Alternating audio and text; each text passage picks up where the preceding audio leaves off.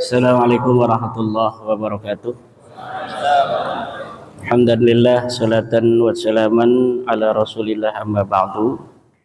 Maka Bapak Kiai Haji Syarif Rahmat, Ketua Umum Padasuka yang saya muliakan, Bapak dari Polda yang saya muliakan, Bapak dari TNI yang saya hormati, pembicara kita Bapak Profesor Anhar Gonggong, Bapak Tubagus Nur Fadil Tirtayasa. Ini kayaknya masih saudara, sama-sama Tirtayasa. Pak Anhar Gonggong ini dari Sulawesi, turunan Syekh Yusuf Makassar, menikah dengan Putri Sultan Ageng Tirtayasa. Kemudian keturunannya ada di Tirtayasa, juga ada di Afrika Selatan, ada juga di Makassar. Nah, Pak Anhar Gonggong ini adalah cucu dari Sultan Banten, Sultan Tirtayasa, dan ulama besar Syekh Yusuf Makassar.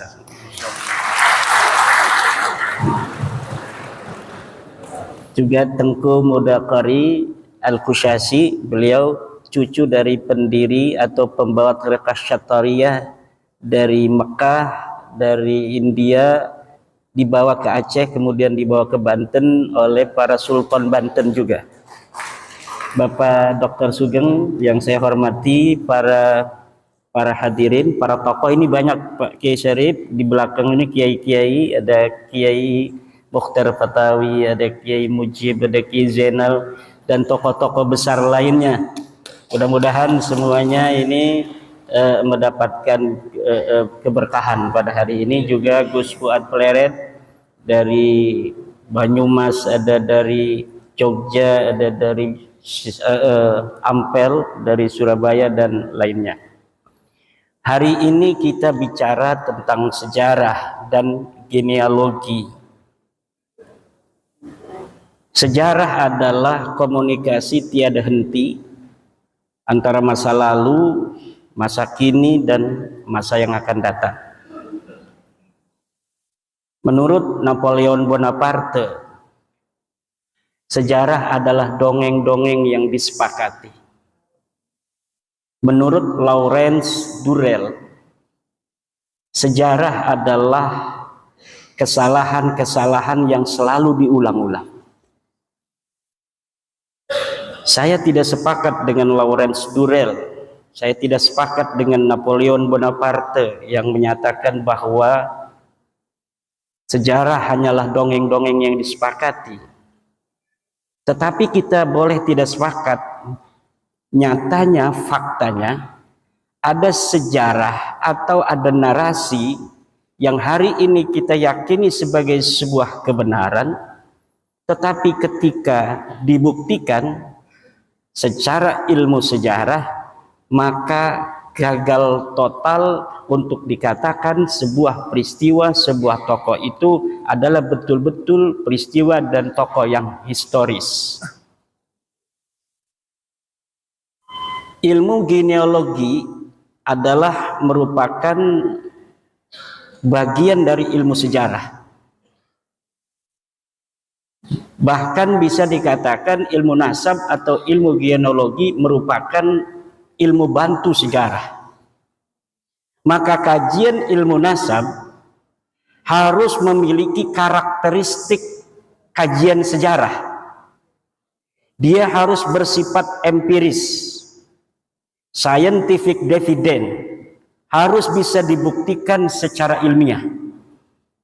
Tidak boleh ada sebuah narasi sejarah kita taken for granted, menerima begitu saja. Harus dibuktikan.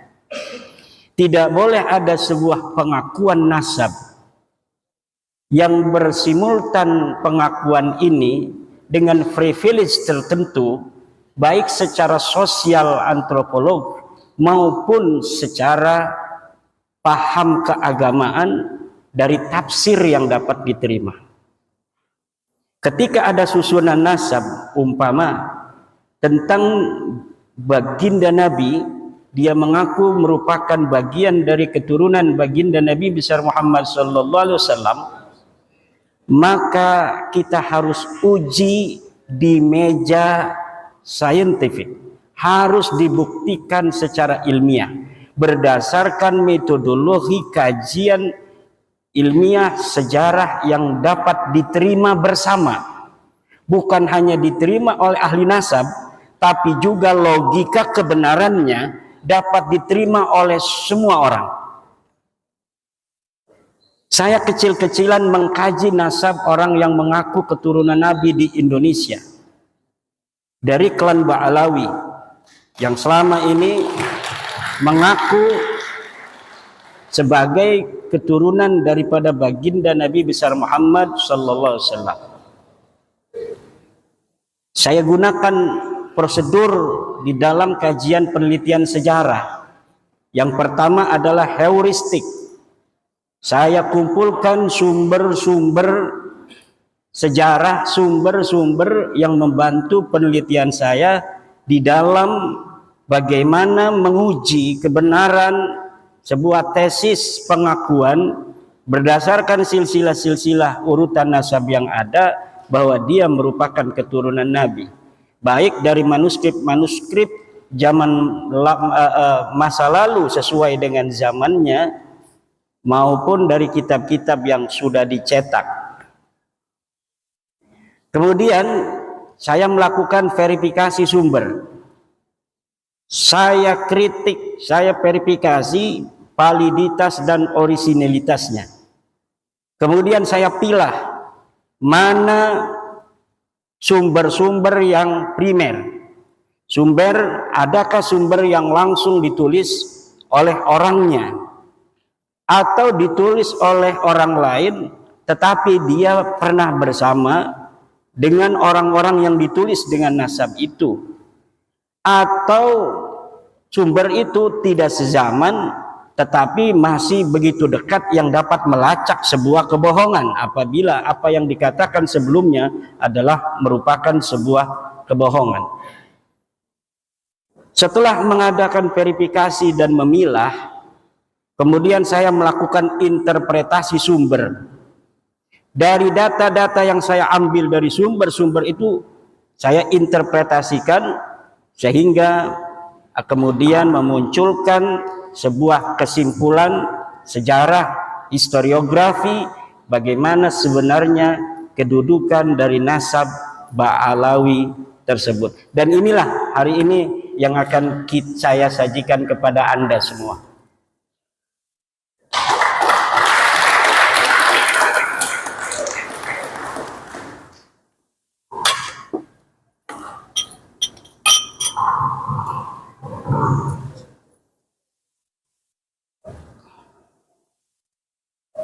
Atau sambil berdiri aja ya.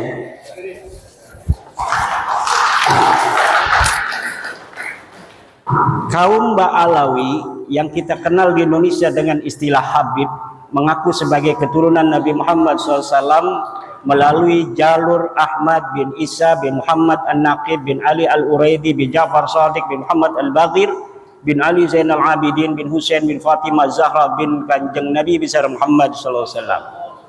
Ahmad bin Isa, ini titik poinnya. Dari sini yang diakui. Ahmad bin Isa ini wafat 345 Hijriah. Telah terkonfirmasi sebagai keturunan Nabi Muhammad SAW melalui pelacakan kitab Tahdhibul Ansab karya Al-Ubaidili yang wafat tahun 435 Hijriah. Sosok Ahmad bin Isa ini lulus tes uji petik dari kitab nasab. Kemudian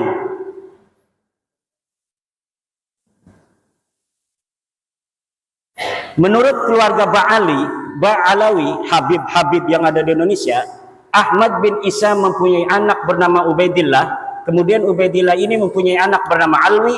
Alwi inilah yang menurut keluarga Ba'alawi adalah leluhur mereka. Alawi bin Ubaidillah bin Ahmad bin Isa bin Muhammad An-Naqib bin Ali Al-Uraidi bin Ja'far Shadiq Muhammad Al-Baghir bin Ali Zainal Abidin bin Husain bin Fatimah bin Nabi besar Muhammad SAW. Ini nasab mereka dan kita bisa lihat dari tokoh-tokoh mereka yang senang majang-majang nasab di media sosial.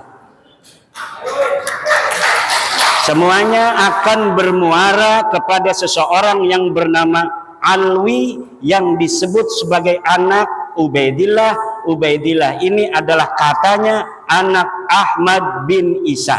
Ahmad bin Isa telah sahih sebagai keturunan Nabi, selesai atau lulus uji petik dari kitab-kitab yang ada pada zamannya yang primer atau yang sekunder. Tetapi apakah betul seorang yang bernama Ahmad bin Isa ini mempunyai anak bernama Ubaidillah? Namun nasab ini tertolak. Saya senang kalau menulis bikin kesimpulan dulu, biar orang itu tidak mengira-ngira. Karena urutan nasab seperti ini baru muncul dalam kitab keluarga Ba'alawi setelah 550 tahun pasca wafatnya Ahmad bin Isa. Tadi kita kenal wafatnya 345. Sedangkan kitab-kitab nasab yang paling dekat dengan masa hidupnya Ahmad bin Isa, yaitu kitab nasab yang ditulis di abad kelima, tidak menyebutkan bahwa Ahmad bin Isa mempunyai anak bernama Ubaidillah. Mulai dari kitab abad kelima, ke-6, ke-7, ke-8 tidak menyebutkan Ahmad bin Isa mempunyai seorang anak yang namanya Ubaid atau Ubaidillah. Next.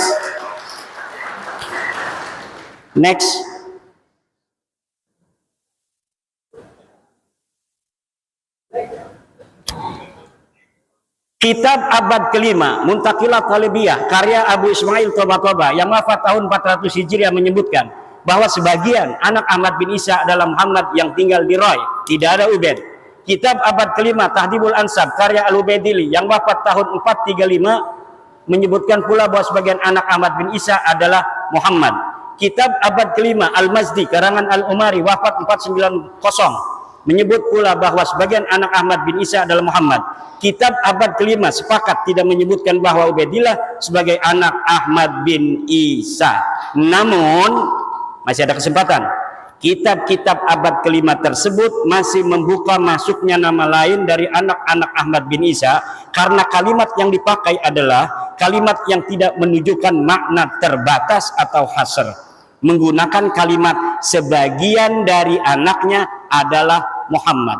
Kitab abad yang dapat terlacak ada dan sudah dicetak abad kelima, 3 ini sepakat bahwa tidak ada anak Ahmad bin Isa bernama Ubaidillah. Next.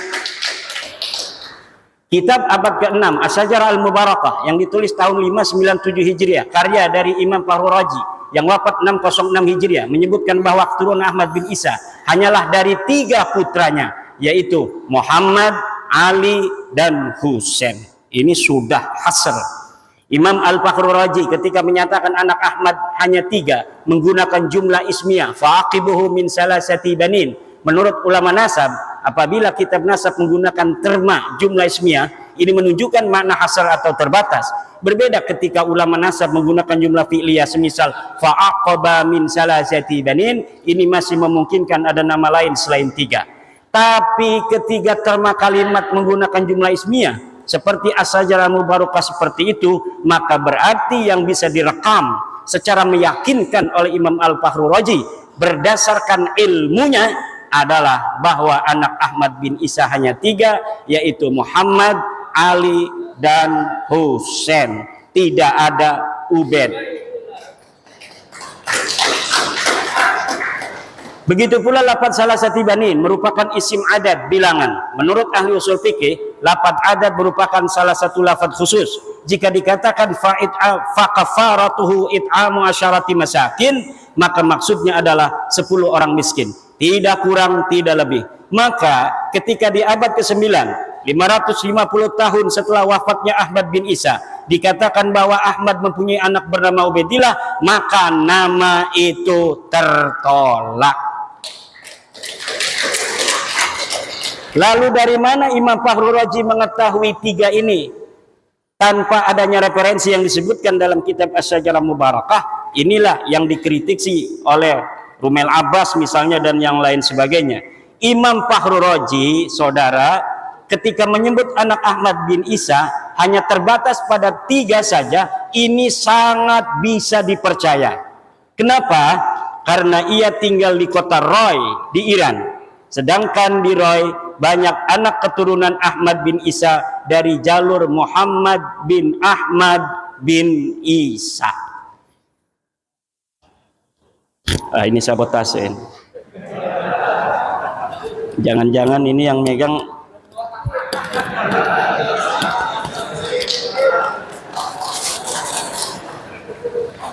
ini ada al-alnya enggak namanya nih? Al-anu gitu.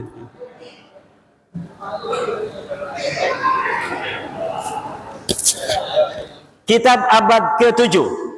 Ini tadi abad ke-6 sudah dihasar bahwa anaknya cuma 3. Sekarang bagaimana reportase dari kitab-kitab yang ada yang sampai kepada kita dari abad ke-7, ke-8 dan ke-9 awal.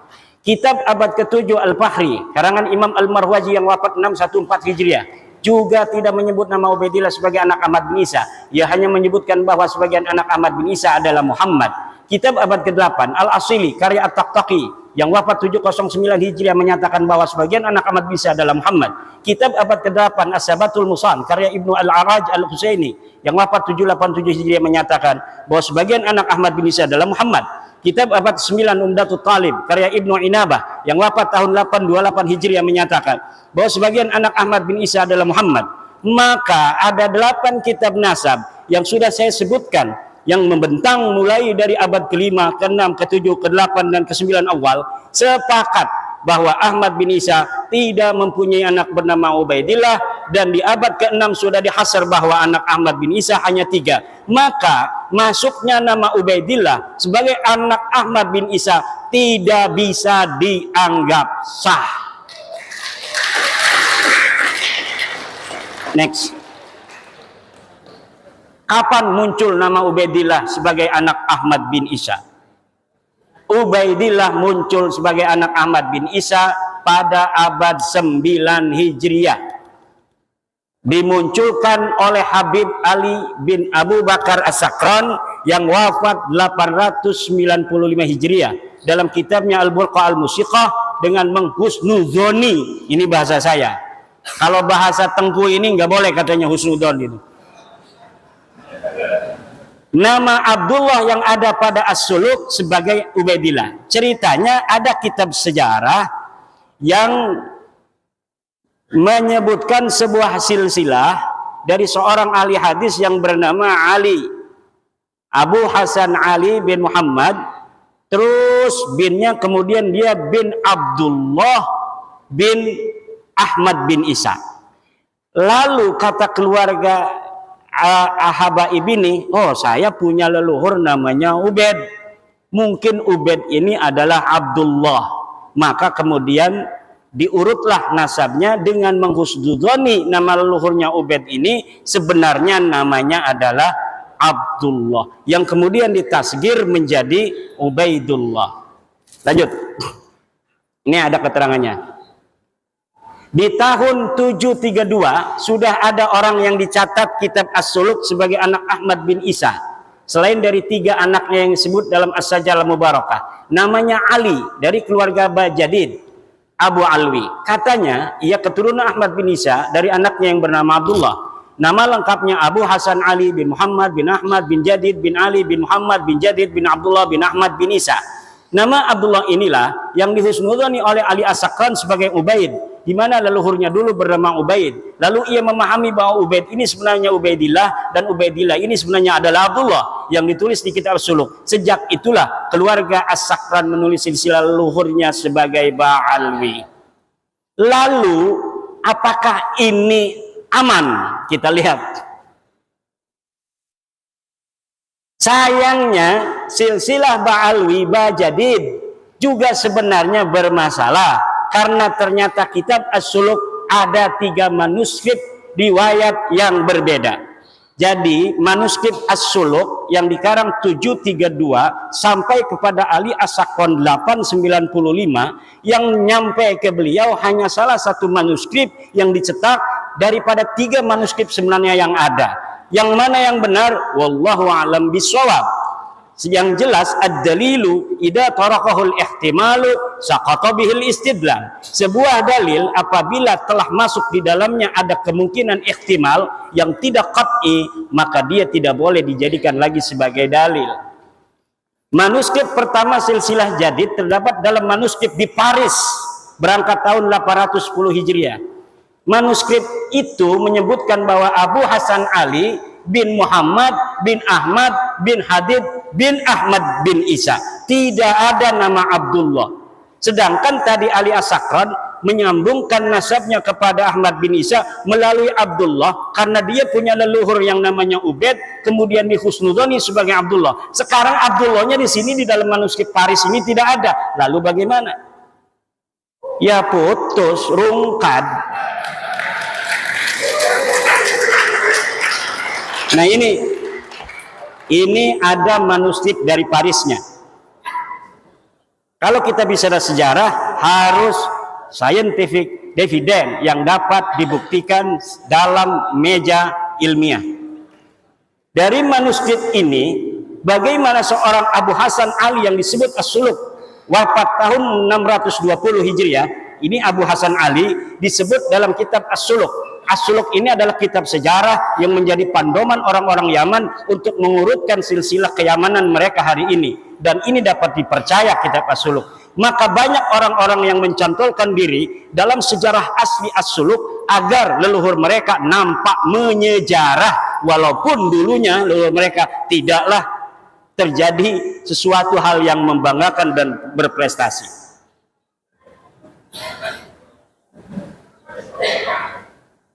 Hanya menjadi urutan kelima dari nasab Ahmad bin Isa. Saya ulangi, dari manuskrip ini bagaimana seorang Abu Hasan Ali yang disebut As-Suluk wafat 620 Hijriah hanya menjadi urutan kelima dari nasab Ahmad bin Isa yang wafat 345 Hijriah.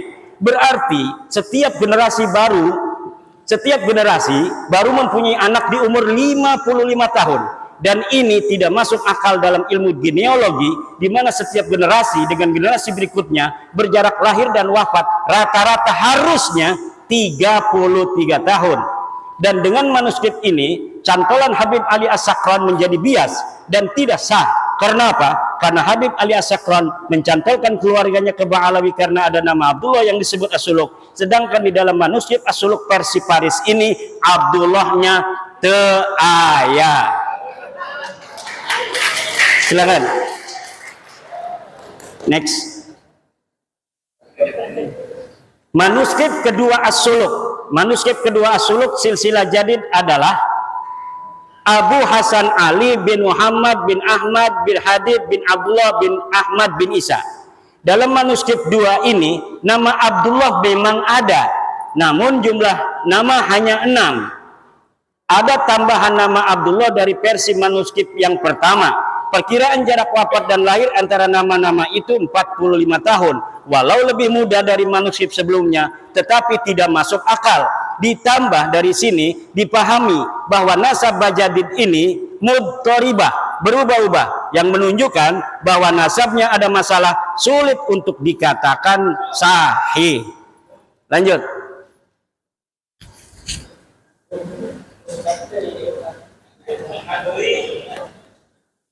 Manuskrip 3 As-Suluk. Manuskrip 3 As-Suluk silsilah hadid adalah atau jadid Abu Hasan Ali bin Muhammad bin Ahmad bin Hadid bin Ali Muhammad bin Hadid bin Abdullah bin Ahmad bin Isa. Silsilah inilah yang dicetak dan ditahqiq oleh Al-Aqwa tanpa menyebutkan dari versi manuskrip manakah silsilah ini diambil. Bisa jadi silsilah semacam ini tidak ada dalam manuskrip manapun. Ia mentahqiqnya dan menambahinya berdasar pengetahuannya dari literasi Ba'alawi saat ini. Jika manuskrip pertama yang sahih, maka pencantolan Habib Ali As-Sakran gagal total. Karena nasab Ba'alawi saat ini adalah furu' dari usul nasab Bajadid. Ketika usulnya batal, maka furu'nya juga batal.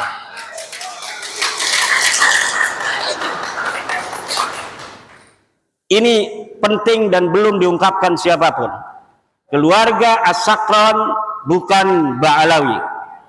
Nampaknya kitab As-Suluk karya Imam Al-Janadi wafat 732 Hijriah adalah kitab sejarah yang menjadi pegangan latar belakang konstruksi nasab Ba'alawi dan sejarahnya. Nasab dan sejarah Ba'alawi yang ahistoris disusun sedemikian rupa menggunakan latar belakang sejarah yang terdapat dalam kitab As-Suluk. Penulis yakin secara ilmiah bahwa keluarga As-Sakran sebelumnya tidak dikenal dengan nama Ba'alawi. Nama Ba'alawi keluarga As-Sakran itu dikenal setelah kitab Al-Burqah dan kitab Al-Jauharus Safaf ditulis, yaitu milik Habib Abu Bakar As-Sakran dan Imam Al-Khatib. Seperti film fiksi sejarah Arya Kamandanu yang skenarionya ditulis berlatar belakang sejarah Majapahit. Ada orang namanya Ba'alawi dulu, ada silsilahnya ditulis dalam kitab sejarah. Lalu orang yang abad 9 mengatakan itu leluhur saya itu. Sejak itulah dia menggunakan nama yang ada dalam kitab itu untuk keluarga dia dan keturunannya. Next. Ini versi ilmiah ya. Interpretasi dari sumber-sumber yang kita dapatkan. Perhatikan kitab An-Nabhah Al-Ambariyah. Ini kitabnya. Setiap saya ngomong kitab saya tidak sebutkan, tetapi ada foto dari kitab dan halamannya. Perhatikan kitab An-Nabhah Al-Ambariyah karya Muhammad Kazim bin Abil Futuh wafat 880 Hijriah. Dalam kitab itu di halaman 53 disebutkan bahwa Banu Abi Alwi adalah Abu Alwi bin Abil Jadid bin Ali bin Muhammad bin Ahmad bin Jadid. Dalam kitab itu, ulama yang hidup di abad 9 dan tinggal di Yaman sama sekali tidak menyebut nama-nama keluarga Ali As-Sakran yang ada pada masa itu atau sebelumnya, seperti Faqih Muqaddam Muhammad Sohaib Mirbad sebagai Ba'alawi. Ia hanya menyebut keluarga Jadid. Padahal pengarang kitab An-Nabhah Al-Ambariyah ini hidup semasa dengan Ali As-Sakran. Kalau pada masa itu dan sebelumnya keluarga Habib Ali As-Sakran dikenal sebagai Ba'alawi, tentunya Muhammad Kazim akan menulis contoh-contoh Ba'alawi selain dari Jadid disebutkan, yaitu dari keluarga-keluarga Faqih Muqaddam dan sebagainya. Ini membuktikan bahwa keluarga Ba'alawi yang terkenal itu hanyalah dari keluarga Jadid, keluarga Ali As-Sakran dan leluhurnya sebelumnya, bukan keluarga Ba'alawi. Jika keluarga As-Sakran dikenal dengan nama Ba'alawi, tentu Abil Futuh yang hidup sejaman dengan As-Sakran akan menyebut minimal satu nama yang mengindikasikan bahwa keluarga As-Sakran adalah bagian dari Ba'alawi. Perhatikan kitab An-Nabhah Al-Ambariyah halaman 53. Di sini nggak kelihatan, silahkan di Google saja. Next. As-Sakran hanya bisa menyebut dua nama keluarga Jadid. Habib Ali As-Sakran yang mengatakan bahwa Jadid yang ada dalam kitab sejarah itu As-Suluk adalah saudara dari Alwi, leluhur dia, hanya bisa menyebutkan dua nama keluarga Jadid. Dua nama itu persis sama dengan yang disebut kitab As-Suluk, yaitu Abu Hasan Ali dan Abdul Malik yang berketurunan di India. Jika Jadid adalah betul-betul saudara Alwi, leluhurnya yang ditulis, dan ini pun saya yakin tidak ada orangnya, tentu akan banyak nama-nama selain keduanya yang diketahui Ali As-Sakran. Tapi mengapa As-Sakran seperti orang asing di keluarga Bajadid hanya mengetahui dua nama dari keluarga Bajadid yang diketahui dari kitab As-Suluk, yang bukan hanya diketahui oleh dia, kita juga mengetahui bahwa keluarga Jadid mempunyai dua nama yang tertulis dalam sejarah, yaitu Abu Hasan Ali dan Abdul Malik. Apa bedanya saya dengan dia? Sama-sama mempunyai dua nama saja, padahal dia mengaku sebagai keluarga besarnya. Silakan. Makam Ahmad bin Isa ditemukan setelah 602 tahun. Ahmad bin Isa yang wafat tahun 345 Hijriah, makamnya hari ini berada di Husaisah.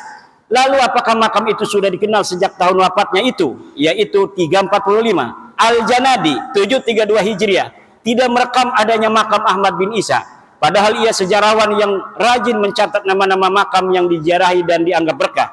Artinya pada tahun 732 Hijriah itu, makam Ahmad bin Isa belum dikenal seperti saat ini. Telah berjarak 387 tahun sejak wafatnya, makam Ahmad bin Isa belum dikenal orang. Ini dalam reportase As-Suluk yang rajin jarah-jarahin makam, tetapi dia mencatat nama makam-makam lain, tidak mencatat nama Ahmad bin Isa yang katanya sudah wafat 345 Hijriah di Yaman. Ini orang Yaman Al-Janadi. Syekh Ahmad bin Hasan Muallim menyatakan, tidak ada dalam sejarah Yaman makam diagungkan yang di atasnya ada mashhad dan masjid sampai separuh abad 5, kecuali yang disebut sebagai Masjid Syahidain di San'a, Al-Kuburiyah fil Yaman 176. Lalu kapan berita bahwa Ahmad bin Isa ini dimakamkan di Husaisah? Berita awal yang didapatkan adalah Ba Makhrama 947 Hijriah. Dalam kitabnya Qaladatun Nahar fi Wafayat A'yanid Dahr disebutkan bahwa makam Ahmad bin Isa di Husaisah. Qaladatun Nahar fi Wafayat A'yanid Dahr 2/518 Asy-Syamilah. Berarti berita bahwa Ahmad bin Isa dimakamkan di Husaisah baru setelah 602 tahun setelah wafatnya Ahmad bin Isa. Kitab tersebut pula menyebutkan bahwa keyakinan makam Ahmad bin Isa di Husaisah itu karena Habib Abdurrahman bin Muhammad berziarah di situ dengan isyarah adanya cahaya yang nampak di atas sananya. Jadi ditemukannya makam itu setelah ratusan tahun bukan karena adanya kitab sejaman yang menyebutkannya, tetapi berdasarkan isyarah spiritual.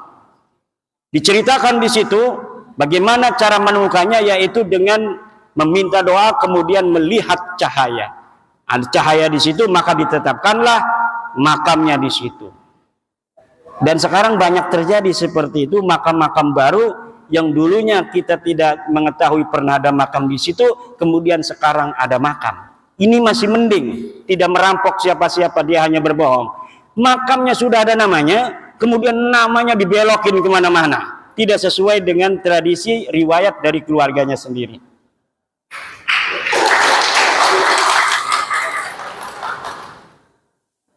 Kitab-kitab sejarah yang ditulis setelah masa Ahmad bin Isa sampai abad 9, ini kitab sejarah, tadi kitab nasab.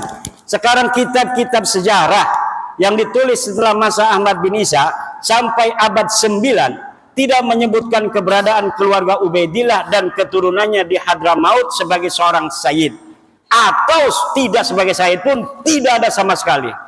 Kitab-kitab apa saja?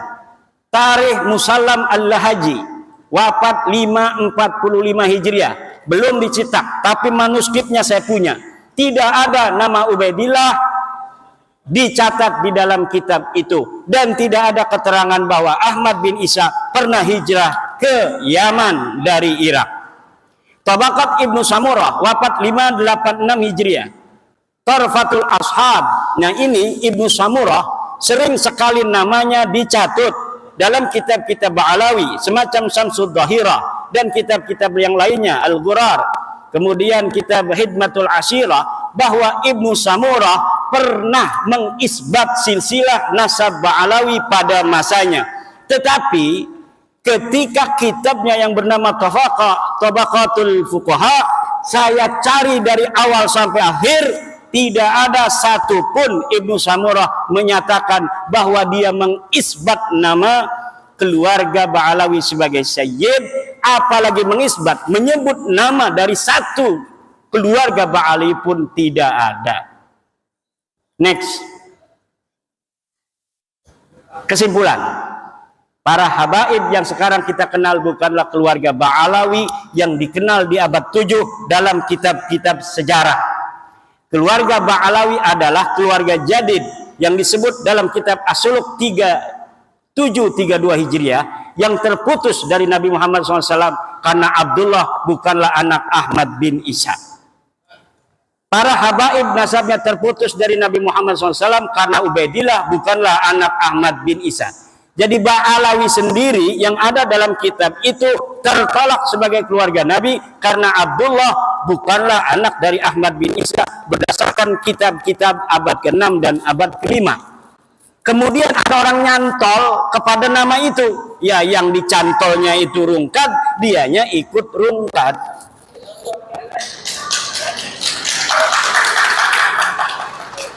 Pengakuan keluarga habaib sebagai keturunan Nabi baru mulai abad 9 oleh Habib Ali As-Sakran dalam Al-Burqah dan atau Abdurrahman Al-Khatib 855 Hijriah dalam Al-Jauhar Asy-Syafaf.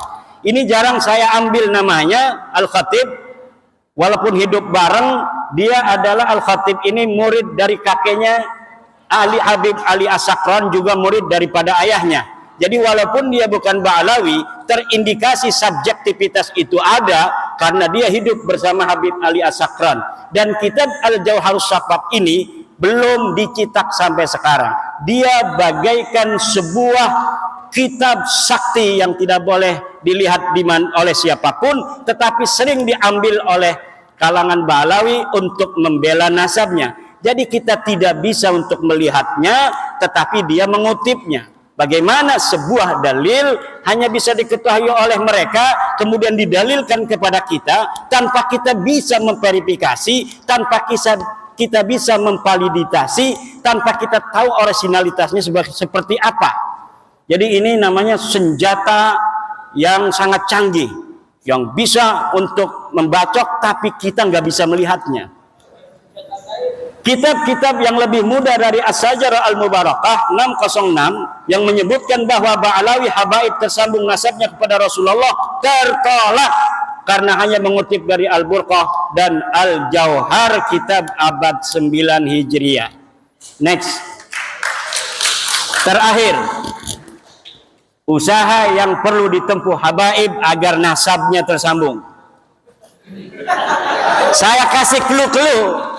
Seorang yang meneliti ya harus begitu kan. Kita bukan karena tendensi subjektivitas dan sebagainya. Enggak, kita ilmiah aja. Para pendukung nasab Ba'alawi habaib untuk tersambung nasab mereka harus menyajikan kitab yang lebih tua dari As-Sajarah Al-Mubarakah yang menyatakan bahwa 1. Ahmad bin Isa mempunyai anak bernama Ubaidillah. 2. Ubaidillah mempunyai anak bernama Alwi. Untuk bisa dikatakan bahwa para habaib sekarang ini tersambung kepada keluarga Ba'alawi, maka harus menyajikan kitab yang lebih tua dari As-Suluk yang menyebutkan bahwa Jadid mempunyai saudara bernama Alwi.